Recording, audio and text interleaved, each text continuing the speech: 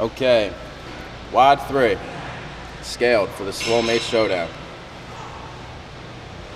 100 wall balls, 75 singles each, 50 pull-ups, 25 synchronized thrusters each, and that's it. We'll go over the standards just like for the RX version. They are the same with the exception of the singles and the pull-ups will be a little bit different. We'll go over all that stuff. So for your wall balls, first, the rep scheme.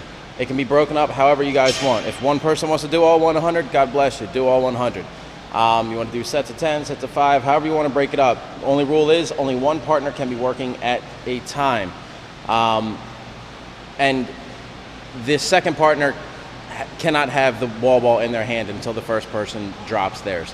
So, good wall balls. Pass below parallel, above the 10-foot line for males, and you're good to go. Not good reps, not going below parallel, or not getting past the 10-foot line. Awesome, Mike, thanks. All right, same goes for our ladies, below parallel and over the 9-foot line. If you don't go below parallel or don't get over the 9-foot line, you will be no repped. Good job, guys. Singles. Pretty cut and dry, guys. 75 singles, only one person works at a time. All 75 must be done until the next partner can then go. So whoever wants to start, we'll go with Michelle since she's the single champ.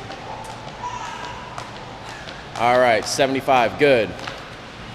And then you move on to your partner, who then completes 75. Awesome, much better than yesterday. All right, on to the pull-ups.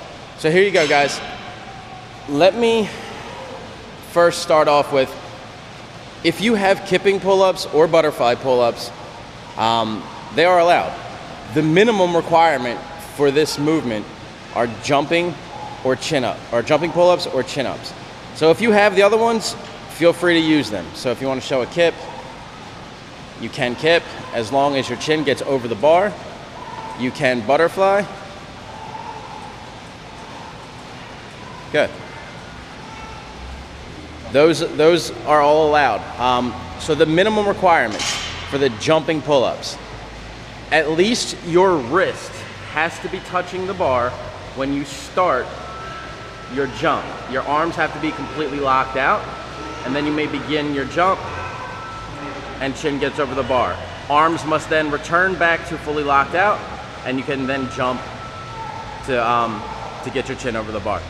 So for our shorter athletes, we will have weights that you can stand on so that at least your hands or your wrist are touching the bar when you go to attempt the pull-up.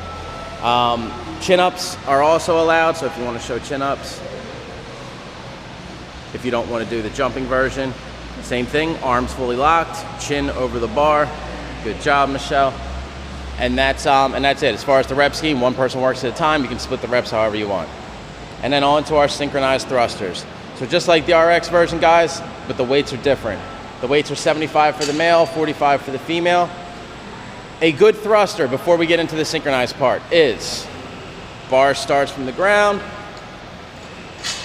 You then get below parallel. You drive up, arms locked overhead, hips locked, knees locked, everything locked, and that is a good rep. Show control, and then bring it back down. Good. So a no rep. If you do not go below parallel, good. Or if you don't completely lock your arm overhead. Any combination of that, you will be no repped. All right, so for the synchronized part, there's two rules to this, guys. Both athletes must be in the hole at the same time before they come up. Good.